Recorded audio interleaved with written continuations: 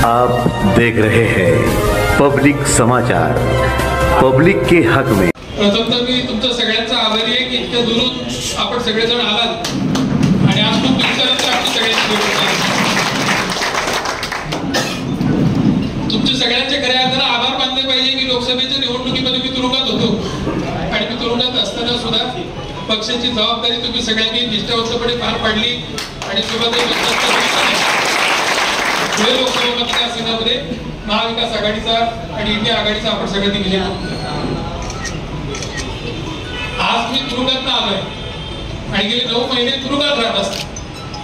जो काही तुरुंगाचा अनुभव मी घेतला याच्यात एक गोष्ट निश्चितपणे जाणवली की तुरुंगामध्ये एक माणूस जात नसतो, ते एक सबंध कुटुंब, एक सबंध परिवार हा तुरुंगात जातो। जेवढ्या यातना या तुरुंगामधल्या माणसाला होत असतात त्याच्यापेक्षा अधिकची यातना या त्या माणसाच्या परिवारातल्या लोकांना होत असतात। आणि मी आयुष्यात नेहमी हिशोबाने प्रत्येक गोष्टीची परतफेड करणारा माणूस।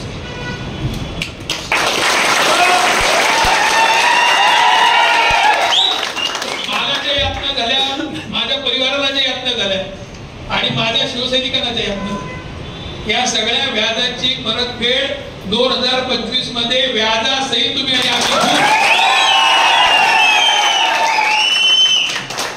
आपले पक्षप्रमुख सन्माननीय उद्धव साहेबांनी काही दिवसापूर्वी सांगितलं आणि जे मला वृत्तपत्रामधून वाचायला मिळालं की आता एक तर तू तरी राहशील नाही तर मी तरी राहील। पण उद्धव साहेब खूप मोठ्या मनाचे आहेत, मी तेवढ्या मोठ्या मनाचं नाहीये। म्हणून निश्चितपणे सांगतो की आता इथून पुढे फक्त मी आणि मीच राहील, तो मी।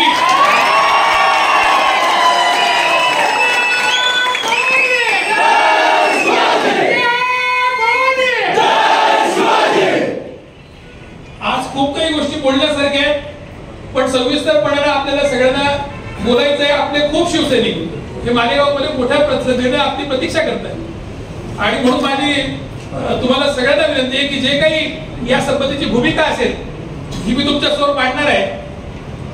मला जे काही आरोप माझ्यावर झाले या संबंधीची श्वेतपत्रिका सुद्धा मतदारांपर्यंत, तालुक्यातल्या कार्यकर्त्यांपर्यंत आणि माझ्या शिवसैनिकांपर्यंत काढायची आहे। पण ती श्वेतपत्रिका काढत असतात समोरच्यांवरती जे आरोप मी करणार आहे त्याची श्वेतपत्रिका सुद्धा निवडणुकीला सामोरं जाण्याच्या आधी काढण्याचं धाडस त्यांनी दाखवावं असं जाहीरपणानं आव्हान मला या व्यासपीठावर करायचं आहे। आज शिवसेनेमध्ये एक शिवसैनिक म्हणून काम करत असताना खूप मोठा आनंद मला आहे, खूप मोठं समाधान आहे की शिवसेनेमध्ये मला कार्यकर्ता म्हणून किंवा शिवसैनिक म्हणून वागणूक कधीच मिळाली नाही। मला शिवसेनेमध्ये उद्धव साहेबांच्या परिवारातला एक घटक म्हणून वागणूक मिळाली, राऊत साहेबांच्या परिवारातला घटक म्हणून वागणूक मिळाली।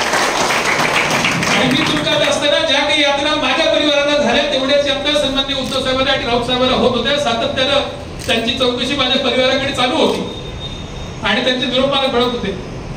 मी तुरुंगातनं बाहेर यावं यासाठी प्रामाणिकपणाने जेवढा प्रयत्न हा माझ्या सगळ्या सहकार्याने केला तेवढाच सगळ्या शिवसेनेच्या पदाधिकाऱ्यांनी सुद्धा केला आणि म्हणून मी त्यांचा सगळ्यांचा मनापासून आभारी आहे। आज प्रामाणिकपणाने तुम्हाला सांगतो की यातला झालेला एकूण एक आरोप हा खोटा आहे। यातली झालेली कुठलीही पोलीस केस ही एफआयआर होऊ शकत नाही, ही कायद्याला खोटी ठरलेली आहे। आणि ज्या जामीन मला देताना माननीय न्यायालयानं जे काही सगळं सांगितलेलं आहे हे सगळं जर जनतेपर्यंत आलं तर आपली निवडणूक आजच संपलेली आहे हे निश्चितपणे मला वाटतं। या पोचवायचं आहे आणि ज्यांनी एफआयआर दाखल केली त्या प्रशासनाला सुद्धा मला सांगायचं की तुमच्या विरोधात सुद्धा न्यायालयामध्ये जाऊन धाड आम्ही मागणार आहोत आणि तुम्ही